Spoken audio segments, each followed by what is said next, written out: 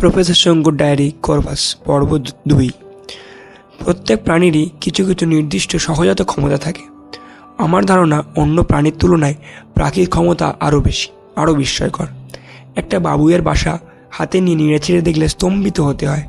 একজন মানুষকে কিছু খড়কুটো নিয়ে যদি ওরকম বাসা তৈরি করতে বলা হয়, আমার বিশ্বাস সে কাজটা সে আদৌ করতে পারবে না।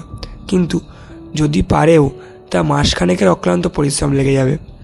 অস্ট্রেলিয়াতে ম্যাডলি ফাউল বলে এক রকম পাখি আছে যারা মাটিতে বাসা করে।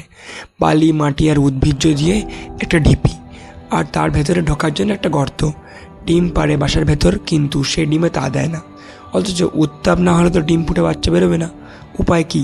উপায় হলো এই যে ম্যালিফিওল কোনো এক আশ্চর্য অজ্ঞাত কৌশলে বাসার ভেতরের তাপমাত্রা 78 ডিগ্রি ফারেনহাইটের 1 ডিগ্রিও এদিক ওদিক হতে দেয় না। তা বাইরের আবহাওয়া ঠান্ডা হোক বা গরম, যাই হোক না কেন।